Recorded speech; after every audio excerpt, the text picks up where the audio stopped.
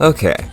Longlegs is a 2024 horror thriller directed by Oz Perkins and starring Nicolas Cage as the titular character, along with Micah Monroe, Blair Underwood, and Alicia Witt, and it is also apparently Satan infused in a movie. I mean, God, I was actually a bit worried about how I would come out of this one because of what people were saying.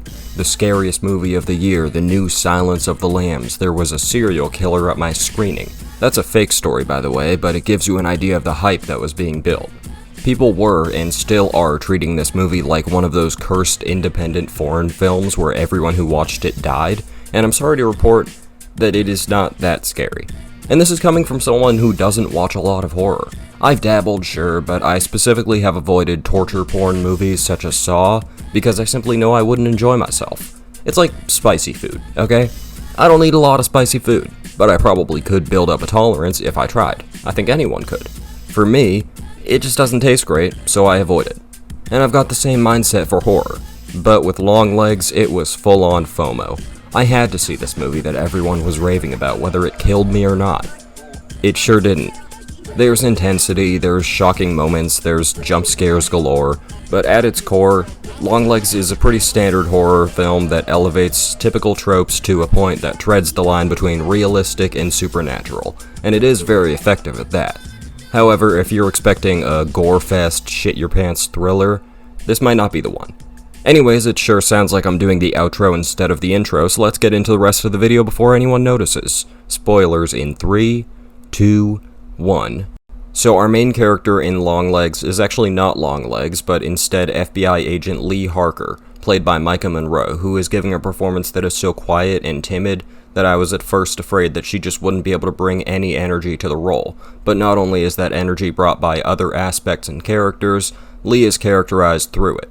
Her clairvoyance is matched by her practically autistic behavior and conversation, and slides perfectly into her backstory of memory loss. She always seems a little lost, and that did bother me at first, but I think it's the right approach. Her supporting cast, though, Lee spends a lot of time investigating this cold case of a serial killer related to a satanic cult, going on road trips with her detective buddy, Agent Carter. And doesn't this sound like a show I know? In True Detective Season 1, police officers Marty and Rust investigate a cold case of a serial killer related to a satanic cult and go on road trips to find information. Hell, they even talk to a victim of the killer in a psych ward, which also happens in this movie. But the difference is, True Detective spends multiple episodes in the middle of the season developing the relationship between Rust and Marty, even if it doesn't advance the mystery much at all. So when we get to the climax of the story, we care deeply for the people we've gotten to know. I don't give a damn about Agent Carter, I'll be so honest. Lee, sure, but Carter, despite being one of the most vital characters plot-wise, has like 3 character traits. He's a family man, he's a little bit sarcastic sometimes, and he doesn't like to see a dead kid. So at the end of the movie, when Lee has to shoot him to save his kid, it's like, shit, that sucks for you, girl, but I didn't really have much emotional attachment to the guy. He's just kind of a sidekick, which is weird considering he's her superior. And yeah, I know that Lee is basically psychic during this case, so she has a lot more intel than him, but I don't think this man finds out a single thing throughout the entire movie. He always needs to get the details explained more than I do, which just strikes me as very weird. And final complaint about the FBI characters, and I'll admit that this is just a pet peeve, but I have to point it out. Why do they all call each other by their last names? I get it, they're very professional, but it's so corny to me. You might want to call me out since I've been calling Agent Carter by his last name the whole time, but that's his actual name. He doesn't have a first name. Everyone calls him that.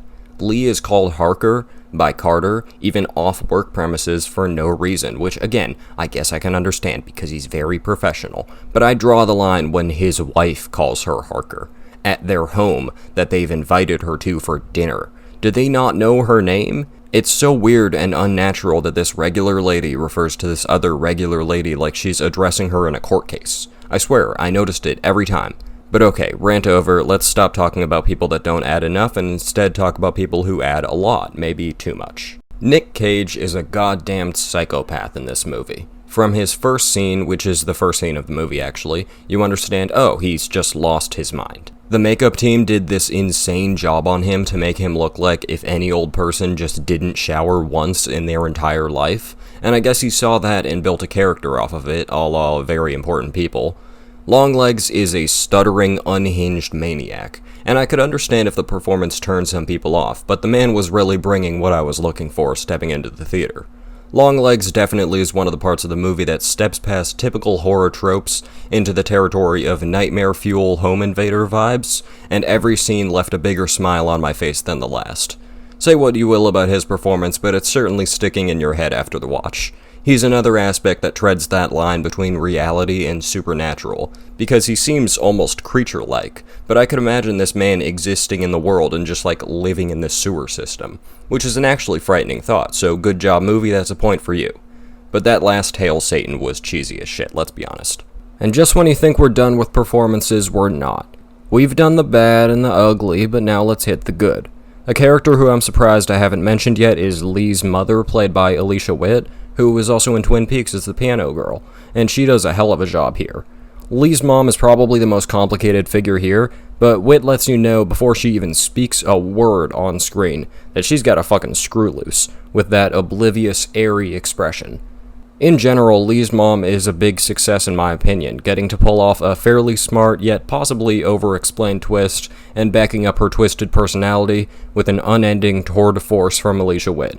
I really think she might be giving the best acting job of anyone, including Nick Cage. Another Longlegs accomplice comes in the form of sole survivor Carrie-Ann Camera, the victim in the psych ward from earlier, and Kiernan Shipka holds back on going completely psycho, instead giving a reserved, understated monologue that, despite how little emotion is shown, tells you everything you need to know about her character in her soul scene. She's losing it, but she hasn't quite lost it entirely yet. That pattern of treading a line keeps showing up because Longlegs loves to tease you with something horrifying before pulling back, which I'd bet is causing that skin-crawling effect that so many have talked about. And finally, a more minor character, but one we've already mentioned, that being Carmel Amit as Anna Carter, Agent Carter's wife. Really, I'd just point to her last scene as being especially nerve-wracking, since theoretically, within the rules that have been set for how the cult conducts their killings, she shouldn't be so abnormal, since only Carter himself is in on it. But the woman is so clearly off in the most unexplained way, and she kept my eyes wide, waiting for something to go wrong. I love that intensity. Now that we're finally done with the performances, let's wrap up by talking about another one of the most unique parts of the movie, that being the camera work and editing. Really, a lot of these quirks that the film adds aren't entirely necessary, but they add personality to a movie that is clearly taking a lot of inspiration from other projects. Something like the aspect ratio switching for flashback scenes, or the camera flipping completely upside down, just looks cool, man, and it also aids you in understanding what our characters are thinking in the current moment. Oz Perkins seems to understand the art of spicing things up a bit. Sure, you don't have to add a loud-ass noise when you cut to part 2 of the movie, but it sure makes him jump. There's a lot of work being done overall to prevent Longlegs from becoming a nothing burger of stuff you've seen before. I could complain about the standard cursed doll cliche that's weirdly implemented here, but hey, the dolls are infused with an evil metal orb that calls to the fathers to kill their families, and that's some wacky shit. At the end of the day, Longlegs may not be able to make you shit yourself from fear, but it can keep up the thrill pretty well.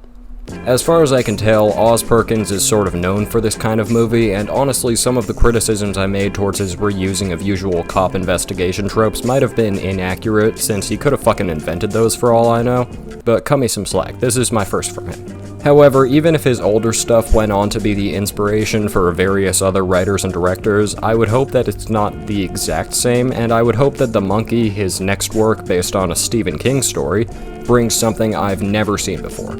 For now, I'll give Longlegs a 7 out of 10, nearing an 8. The marketing for this movie, though, gets like a 9.5, because I'm sure that about doubled the audience due to the sheer spectacle that was promised. While I felt a bit underwhelmed by the delivery, I can appreciate the build-up, as well as the box office turnout for an albeit enjoyable watch. Bye now.